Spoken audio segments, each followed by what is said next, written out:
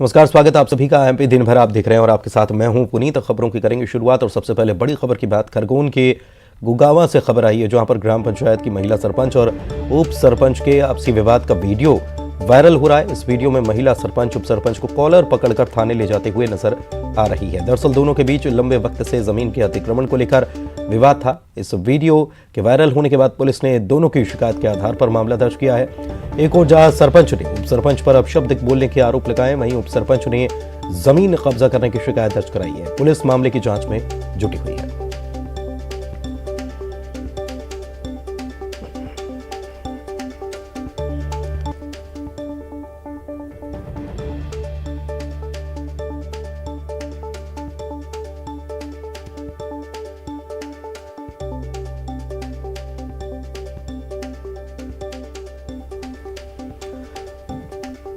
आशुतोष पुरोहित हमारे संवाददाता हमारे साथ फोन लाइन पर जुड़े हुए, उनसे ज़्यादा जानकारी लेते इस पूरे मामले को लेकर क्या कार्रवाई हुई है और दोनों पक्षों ने क्या शिकायत थाने में दर्ज कराई है, क्योंकि ये वीडियो जो है अपने आप में बहुत कुछ बयां कर रहा है। आशुतोष।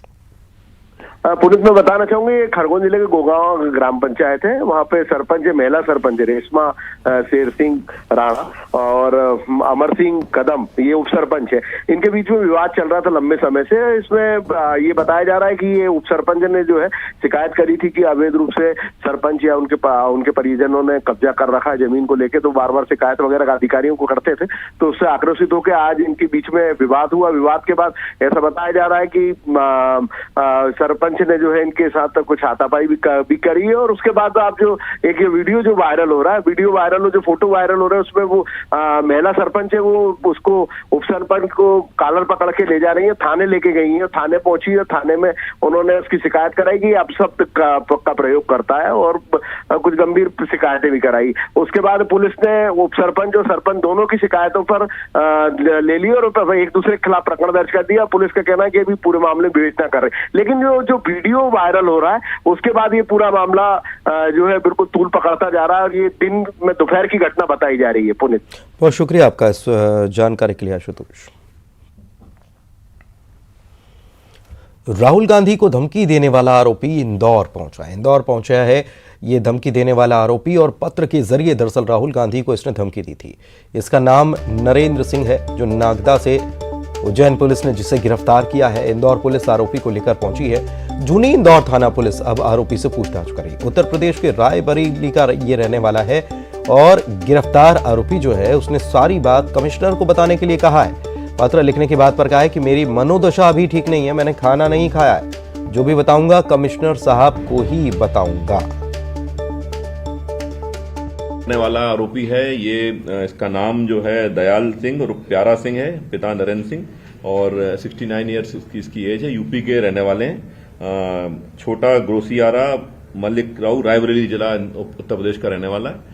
और इसकी जो टेंडेंसीज हमें पता चली थी, इसके आधार पे हम लोगों को बड़ी इसमें मदद मिली, क्योंकि ये गुरुद्वारे घूमता रहता है और कई गुरुद्वारों से ऐसी शिकायत मिली कि इसने लोगों से पैसे इकट्ठे कर लिए, अन्य ऐसी गतिविधि करी जहां के गुरुद्वारे के जो कर्मचारी हैं या जो वहां के सेवादार हैं उन लोगों को इसको वहां से भगाना पड़ा।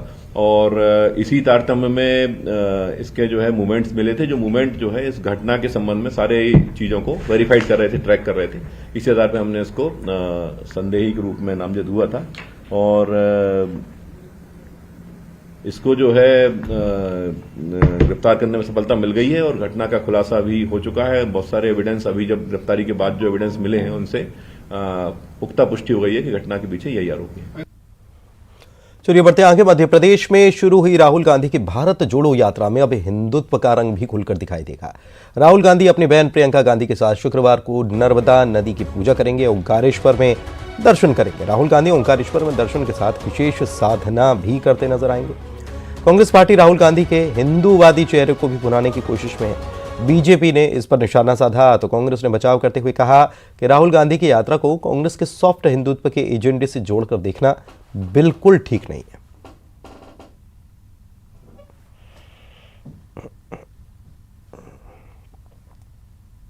हिंदुत्व को गाली दो, हिंदुओं को गाली दो, हिंदुओं के आराध्यों का अपमान करो और तो और भारत जोड़ो यात्रा की पत्रकार वार्ता के दौरान जयराम रमेश दिग्विजय सिंह जी की उपस्थिति में हिंदुत्व को उग्र बताओ, हिंदुत्व को कुरूप बताओ और सर तन से जुदा के मामले में चुप्पी साध जाओ। सर को धड़ से अलग करने वाले जो लोग हैं, जो कन्हैया टेलर के साथ में घटना घटी, ऐसे मामलों में चुप्पी साध जाओ। ये तुष्टीकरण करने वाले लोग, ये लोगों को लड़ाने वाले लोग, वीर सावरकर का अपमान करने वाले लोग, भारत को राष्ट्र नहीं मानने वाले लोग कौन से जो किसको जोड़ने लगे हैं, टुकड़े टुकड़े गैंग को जोड़ने में लगे हैं। ये नर्मदा जी का स्नान करें अच्छा है, लेकिन ये बगला भक्ति, ये कालनेमी गिरी नहीं चल पाएगी। जनता इनको जान चुकी है। राहुल गांधी जी की यात्रा इसी तरह के बातों को लेके है, जहां धर्म जाति के नाम पे एक जहर पूरे भारत की हवाओं में घोल दिया है मोदी और आरएसएस ने। उसको कम करना आवश्यक है कि इस समय आवश्यकता है महंगाई से लड़ने की। राहुल गांधी की भारत जोड़ो यात्रा को लेकर बीजेपी आक्रामक होती दिखाई दे रही है। यात्रा 26 नवंबर को इंदौर पहुंचेगी। इस दौरान राहुल गांधी को तिरंगा झंडा भेंट किया जाएगा। बीजेपी के जिला अध्यक्ष डॉक्टर राजेश सोनकर कह रहे हैं कि राहुल गांधी को तिरंगा इसीलिए भेंट वो करना चाहते हैं कि उनकी लंबे समय तक केंद्र में सरकार रहने के बावजूद वो कभी हिम्मत नहीं कर पाए कि श्रीनगर में जाकर तिरंगा झंडा फहरा सके। वहीं बीजेपी की तिरंगा भेंट करने को लेकर कांग्रेस ने इसे बीजेपी की बौखलाहट करार दिया है। नीलाभ शुक्ला का कहना है कि राहुल गांधी की भारत जोड़ो यात्रा से बीजेपी में घबराहट है।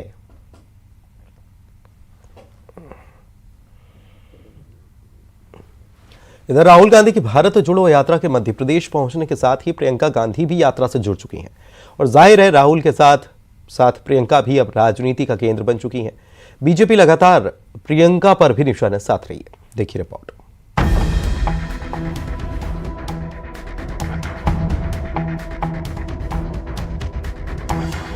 एमपी में बीजेपी अचानक राहुल से ज्यादा प्रियंका गांधी पर हमलावर नजर आ रही है। सोशल मीडिया पर एक नया कैंपेन शुरू किया गया है, प्रियंका वाड्रा जवाब दो। जी हां, बीजेपी ने राहुल के साथ साथ प्रियंका पर सियासी हमले तेज कर दिए हैं। न सिर्फ सोशल मीडिया पर कैंपेन चलाया जा रहा है, बल्कि प्रदेश अध्यक्ष वीडी शर्मा ने भी ट्वीट कर प्रियंका से जवाब मांगा। दरअसल कांग्रेस विधायक उमंग सिंघार पर रेप के आरोप के बाद प्रियंका अचानक बीजेपी के निशाने पर आ गई है। वीडी शर्मा पूछ रहे हैं कि लड़की हूं लड़ सकती हूं का नारा कांग्रेस नेताओं पर लागू नहीं होता। वीडी शर्मा ने मध्य प्रदेश की बेटियों की तरफ से ये भी पूछा है कि रेप के आरोपी कांग्रेस विधायक उमंग सिंघार के मामले में कार्रवाई कब होगी। इतना ही नहीं, बीजेपी ने प्रियंका के नेतृत्व क्षमता पर भी सवाल उठाना शुरू कर दिए हैं। बीजेपी का कहना है कि यूपी चुनाव को प्रियंका गांधी लीड कर चुकी है, लेकिन उन्हें कामयाबी नहीं मिली। ऐसे में अब अगर कांग्रेस को लगता है कि प्रियंका मध्य प्रदेश में जादू की छड़ी लेकर आएंगी, तो ऐसा कोई चमत्कार नहीं होने वाला। क्या है, कांग्रेस के हाथ से तोते उड़ चुके हैं, अब वो स्थापित करने का काम कर रहे हैं। प्रियंका जी आएंगी, जादू की छड़ी चलाएंगी, कुछ नहीं होने वाला। उत्तर प्रदेश के 2022 के चुनाव में सब चीजें साफ हो गई हैं और उस चुनाव में जिस तरीके से लड़की हूं लड़ सकती हूं लड़ी भी, और वहां न लड़कियों के साथ न्याय कर सकी और यहां आई हैं, तो मेरी तो पहले उनसे आग्रह यह है कि उनकी सरकार में, कांग्रेस सरकार में जो मंत्री थे वो महिलाओं के ऊपर जो अत्याचार कर रहे हैं उनको क्या न्याय दिलाने आई हैं। वो भी लड़की हैं तो उनके लिए पहले न्याय दिलाने का काम करे, जनता जवाब चाहती है। उधर कांग्रेस ने पलटवार करते हुए कहा कि उमंग सिंघार का मामला पति पत्नी के झगड़े का है और फिजूल में बीजेपी इसे मुद्दा बना रही है। देखिए, कितने सारे बीजेपी के परिवार में बता दूं जहां इस तरह की घटनाएं हुई। अरे एक पति पत्नी के झगड़े को आप किसी राजनीतिक दल से जोड़ोगे? मैं गजब झूठ के इन कलाकारों को मानता हूं कि कहां का ईंट कहां का रोड़ा और कहां ले जाके मिला देते हैं। एक पति पत्नी भाई शादी करी, अखबार छाप रहे हैं, उस लड़की ने, उमंग ने शादी की। अब शादी के बाद डिस्प्यूट हजारों लाखों परिवारों में भारत में, तो उन सबको फिर जोड़ दो भाई किसी से। प्रियंका जी से सवाल पूछने का मेरा एक है ना कि आपने सवाल पूछना था कि आपके विधायक को खाद का गोडाउन लूटने की जरूरत क्यों पड़ी, ये प्रश्न आप नहीं पूछा। तब मेरी प्रियंका गांधी जवाब देती कि तुम किसानों के सबसे बड़े दुश्मन हो, भाजपा ही हो। मध्य प्रदेश में इस यात्रा से प्रियंका 4 दिनों के लिए जुड़ी हैं। इस दौरान वो कस्बों और गांवों में अपने भाई के साथ जा रही हैं। उन्हें लेकर महिलाओं में खास उत्साह भी देखा जा रहा है। बहरहाल 5 दिसंबर को राजस्थान में प्रवेश करने से पहले राहुल की यात्रा बुरहानपुर, खंडवा, खरगोन, इंदौर, उज्जैन और आगर मालवा से होती गुजरेगी। इस दौरान आदिवासी वोट साधने पर कांग्रेस का खासा फोकस है। भोपाल से शैलेंद्र सिंह भदौरिया के साथ वासु चौरे, न्यूज 18 भोपाल। इधर एमपी में 2020 में हुई पुलिस आरक्षक भर्ती प्रक्रिया पर हाईकोर्ट ने बड़ा आदेश दिया और अभ्यर्थियों की याचिका पर सुनवाई करते हुए बिना हाईकोर्ट की अनुमति के नियुक्ति पत्र जारी न करने का आदेश दिया। इसके साथ ही मध्य प्रदेश सरकार और कर्मचारी चयन मंडल को नोटिस जारी कर जवाब मांगा है। 15 अभ्यर्थियों की ओर से दायर याचिका में कहा गया है कि पुलिस आरक्षक भर्ती परीक्षा 2020 में ऐसे अभ्यर्थियों का चयन नहीं किया गया जिन्होंने कट ऑफ से भी बेहतर अंक हासिल किए थे। आज न्यायमूर्ति श्री विशाल धगट ने मेरे सामने नोटिस जारी करके प्रोफेशनल एग्जामिनेशन बोर्ड और मध्य प्रदेश सरकार को जवाब देने का आदेश दिया है। साथ ही में न्यायमूर्ति ने यह भी आदेश मौखिक रूप से मेरे सामने डिक्टेट किया कि बिना अदालत की अनुमति के नियुक्ति पत्र जारी न हो। हाई कोर्ट ने एक मामले में एसपी को नोटिस जारी कर उनसे जवाब मांगा है। कोर्ट ने इस मामले में पुलिस के रवैये पर सवाल खड़े किए हैं और नाराजगी जताई है। मामला नरसिंहपुर जिले का, जहां पर पीड़ित युवक ने याचिका दायर की जिसमें कहा गया कि पुलिस ने उसका मोबाइल जब्त कर उसके फोन से सीएम हेल्पलाइन में की गई शिकायत को वापस ले लिया। कोर्ट ने इस मामले की सुनवाई करते हुए पुलिस को कड़ी फटकार लगाई है। देखते हैं तो उसमें ये पाते हैं कि उस मोबाइल का पूरा डाटा फॉर्मेट कर दिया गया था और जब कॉल स्टेटमेंट निकालते हैं तो ये देखते हैं कि जिस दौरान इनकी गिरफ्तारी थी और ये अरेस्ट थे उस दौरान 4:15 बजे सीएम हेल्पलाइन में फोन करके एक शिकायत संतुष्टिपूर्ण तरीके से बंद कराई गई है और उसमें अभिषेक राय बन करके किसी ने इनके मोबाइल का उपयोग करके शिकायत बंद कराई है। उस दौरान मोबाइल पुलिस के पास ही जब्त था। सीहोर में मंडी प्रशासन की गंभीर लापरवाही उजागर हुई है। अहमदपुर कृषि उपज मंडी में अपनी फसल को लेकर किसान पहुंचे तो वहां न तो व्यापारी थे न ही मंडी स्टाफ। गुस्साए किसानों ने हंगामा किया, मंडी के खिलाफ नारेबाजी की। खबर पाकर राजस्व विभाग के अधिकारी पहुंचे और तब जाकर नीलामी शुरू हो पाई।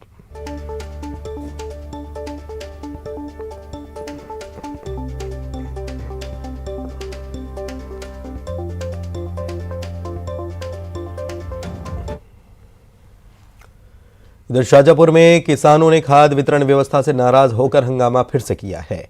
इस दौरान कुछ किसानों ने सोसाइटी के सामने सड़क पर चक्का जाम की कोशिश भी की। किसानों के हंगामे की जानकारी पुलिस को मिली। प्रशासन के अधिकारी भी मौके पर पहुंचे और व्यवस्था को दुरुस्त कर किसानों को शांत कराया गया। किसानों के हंगामे के दौरान कांग्रेस के नेता भी पहुंच गए थे और खाद वितरण व्यवस्था पर वो भी नाराजगी जताते नजर आए। हम लाइन में लगे हुए हैं और अब सुबह है, अधिकारी के नहीं दें टोकन कल के हैं तो 10 गाड़ी हमारे सामने थी है, गाड़ी कहाँ पे गई? हम ये पूछना चाहते हैं आपसे।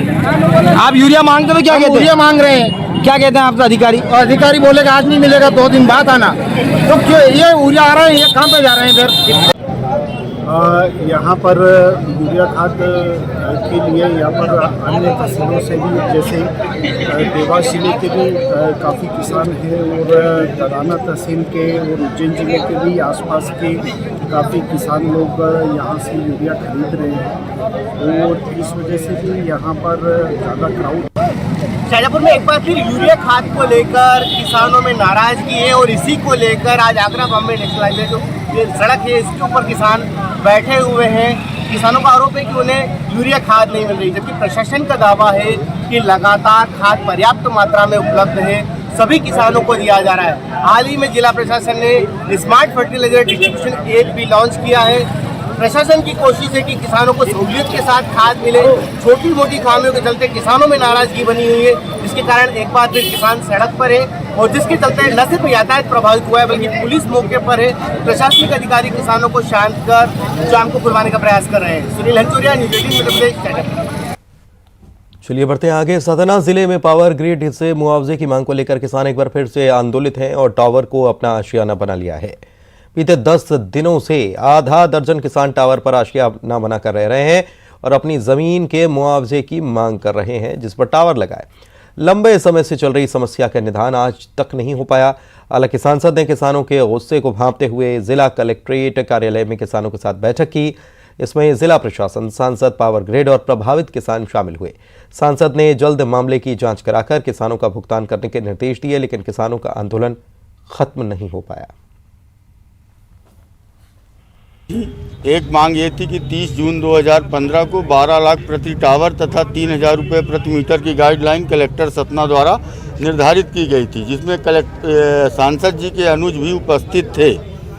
इसके बाद कुछ किसानों को उस दर से भुगतान भी हुआ, बाकी को कहा गया कि बनाने के बाद देंगे। पावर ग्रिड के प्रभावित जो किसान हैं, आज उनके साथ हम लोग मिले हैं, उनका ज्ञापन हमने लिया है। जिला प्रशासन और पावर ग्रिड के भी लोग थे। मूलतः समस्या यह है कि 2012 से 2015 के बीच में जो टावर किसानों के खेतों में गाड़े गए थे, उनमें से कुछ किसानों को तो उनकी नुकसानी का पैसा मिला, कुछ को मुआवजा भी दिया गया, लेकिन कुछ किसानों को नहीं मिला। वही उनके मन में आक्रोश था। देश को झकझोर देने वाले श्रद्धा वॉकर हत्याकांड को लेकर राजनीति गरमाने लगी है।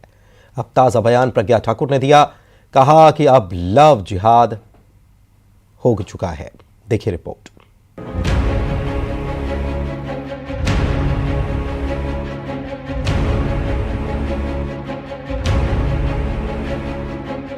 श्रद्धा वॉकर हत्याकांड को लेकर भोपाल की बीजेपी सांसद साध्वी प्रज्ञा ठाकुर का गुस्सा फूट पड़ा। साध्वी प्रज्ञा ने कहा कि एक लड़की श्रद्धा, जिसके 35 टुकड़े करके फ्रिज में रखे और उसे एक एक कर फेंका, वो एक योजना के तहत है।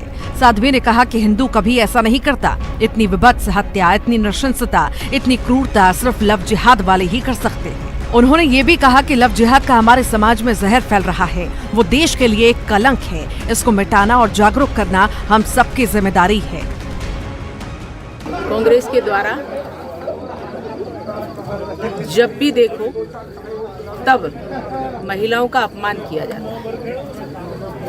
एक लड़की श्रद्धा, जिसके 35 टुकड़े करके एक विधर्मी ने फ्रिज में रखे और एक एक करके उसको फेंका, पूरी योजना के अंतर्गत। लव जिहाद का जो एक जहर फैल रहा है हमारे समाज में, वो लव जिहाद हमारे लिए, एक देश के लिए एक कलंक है।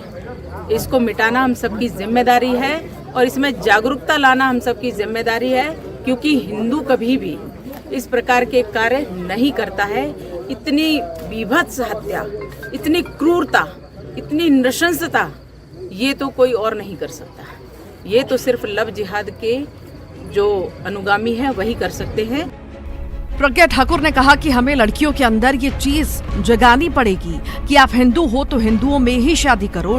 लव कुछ नहीं होता, लव तो अब जिहाद हो चुका है। उधर साध्वी के बयान पर कांग्रेस की प्रतिक्रिया भी सामने आई है। जागरूक करना, इस चीज से दूर हटाने के लिए हमें महिलाओं के, लड़कियों के अंदर में ये चीज जगाना पड़ेगी कि वास्तव में आप हिंदू हैं, हिंदुओं में विवाह करिए। ये लव अब कुछ नहीं होता है, लव तो अब जिहाद हो गया है। और इसलिए प्रेम जो पहले हुआ करता था वो समर्पण का नाम प्रेम माना जाता है। हम सन्यासी एक बात कहा करते हैं और वास्तव में हमारा जीवन इस प्रकार का होता है कि जब हम प्रेम करते हैं, अटूट प्रेम करते हैं और हम प्रभु को समर्पित हो जाते हैं, फिर हमारे पास कुछ नहीं बचता है। इसे कहते हैं प्रेम और समर्पण। साध्वी का ये गुस्सा श्रद्धा वॉकर हत्याकांड में हो रहे बड़े खुलासे के बाद फूटा है।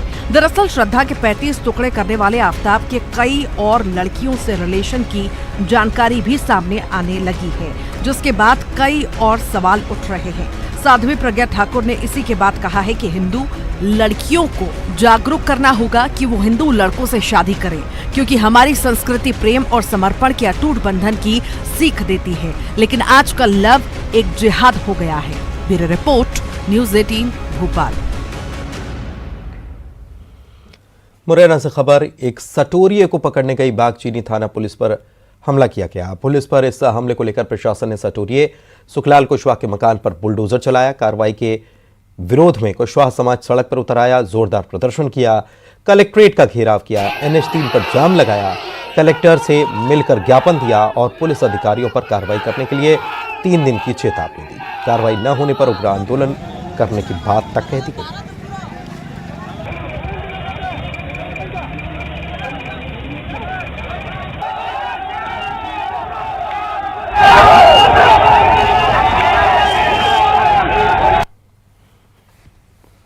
सतना स्मार्ट सिटी की सड़कें बदहाल हो चुकी हैं। यहां सड़क कम, गड्ढे ज्यादा नजर आते हैं। ऊपर से सीवर लाइन के काम ने हालात और बदतर कर रखे हैं। नगर निगम ने शहर की सड़कों पर पैच वर्क का काम शुरू किया है और 1.5 करोड़ की राशि स्वीकृत की गई है, लेकिन पैच वर्क के काम में भी भ्रष्टाचार नजर आ रहा है, जिस पर महापौर कह रहे हैं कि सड़कों और उनके निर्माण में कोई भी लापरवाही हम बर्दाश्त नहीं करेंगे। लेकिन तस्वीरें बहुत कुछ गवाही दे रही। जबलपुर एसटीएफ ने नकली मोबाइल एसेसरीज बेचने वाले गिरोह का भंडाफोड़ किया है और इसके 5 सदस्यों को पकड़ा है। ये नामी गिरामी कंपनी के नकली मोबाइल एसेसरीज ट्रेन में यात्रियों को बेचते थे। पावर बैंक के अंदर ये बेहद चालाकी से गीली मिट्टी डालकर उसे वजनी बनाते और बेचते थे। पकड़े गए 5 आरोपियों का नेटवर्क उत्तर प्रदेश के इलाहाबाद और जबलपुर के 2 मोबाइल डीलर से था, जहां से ये नकली मोबाइल एसेसरीज लेकर आते और ब्रांडेड बनाकर बेच दिया करते।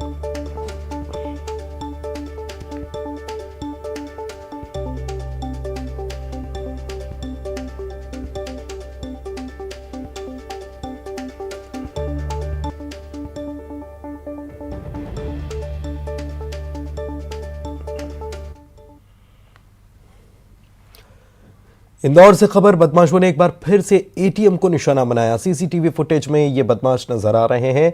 एक बदमाश मशीन से छेड़छाड़ करता दिखाई दे रहा है। एटीएम के शटर को बंद कर बदमाशों ने इसे खोलने का प्रयास किया, कामयाब नहीं हो पाए। खबर बैंक मैनेजर को लगी तो इसकी जानकारी पुलिस को दी गई, जिसके बाद पुलिस अधिकारी मौके पर पहुंचे और तीनों बदमाशों की तलाश में जुटे हुए।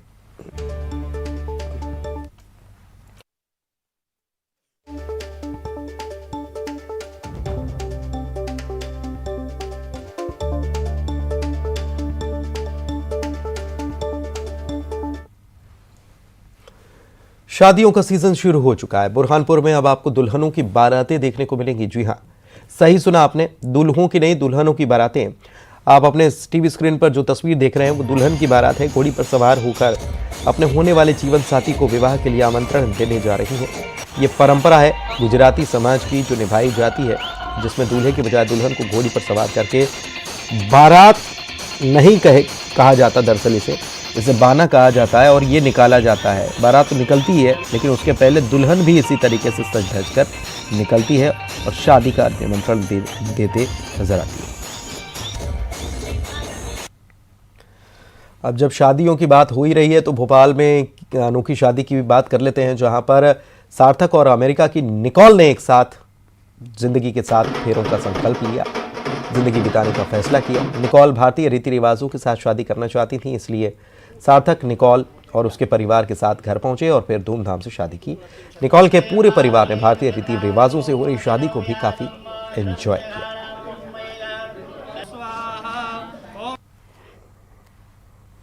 जहरीले सांप, जी हां, जहरीले सांप आपने कई बार देखे होंगे, कई जगहों पर देखे होंगे, लेकिन सोचिए कि जहरीला सांप किसी के बेडरूम में चले जाए तो फिर क्या स्थिति बन जाएगी। जबलपुर के धनवंतरी नगर में एक शख्स के घर के बेडरूम में यह सांप होने का पता चला और 6 फीट लंबा। लोग सहम गए, जाहिर सी बात है। सांप बेडरूम में पलंग के नीचे छिपा था। पुकार से परिवार के सदस्य सहमे। परिजनों ने सर्प विशेषज्ञ को सूचना दी और कड़ी मशक्कत के बाद उसे काबू में किया गया।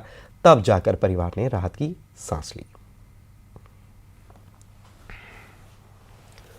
वेदांता समूह की भारत एल्यूमिनियम कंपनी लिमिटेड यानी कि बाल्को कंपनी छत्तीसगढ़ में शिक्षा रोजगार को बढ़ावा देने के लिए सराहनीय भूमिका निभा रही है। बाल्को अपनी कई परियोजनाओं से छत्तीसगढ़ के विकास में महत्वपूर्ण भूमिका निभा रहा है। नंद घर के जरिए प्राथमिक से लेकर उच्च शिक्षा और वेदांता स्किल स्कूल और प्रोजेक्ट कनेक्ट के जरिए तकनीकी, डिजिटल और व्यावसायिक शिक्षा को बढ़ावा देने का कार्य लगातार किया जा रहा है। वेदांता समूह और महिला बाल विकास मंत्रालय के द्वारा संयुक्त रूप से संचालित नंद घर परियोजना कुपोषण दूर करने, शिक्षा और स्वास्थ्य की उपलब्धता के साथ महिलाओं के कौशल विकास और सशक्तिकरण के लिए समर्पित है। इस तरह पंचायत स्तर पर कम्युनिटी कनेक्ट का आयोजन किया जाता है, जिसमें कला, शिल्प, नृत्य, संगीत, स्पोकन इंग्लिश जैसी विधाओं के लिए विशेष शिविर का आयोजन किया जाता है। साथ ही युवाओं को रोजगार परक शिक्षा से हुनरमंद और सशक्त बनाने का काम किया जा रहा है। शिक्षा को आजीविका से जोड़कर वेदांता स्कूल द्वारा युवाओं को आतिथ्य उद्योग, वेल्डिंग, सिलाई मशीन ऑपरेटर, सोलर पीवी का टेक्नीशियन, इलेक्ट्रीशियन और फिटर के 6 ट्रेडों में मुफ्त आवासीय प्रशिक्षण दिया जा रहा है। साथ ही कम समय में स्कूल शिक्षा, खेल, संस्कृति, रोजगार और महिला सशक्तिकरण के लिए बाल्को लगातार कार्य कर रही है।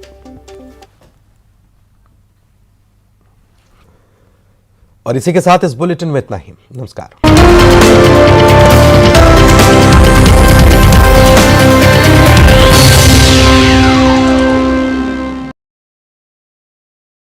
बेंगलुरु में निवेशकों और उद्योगपतियों से मिले सीएम शिवराज।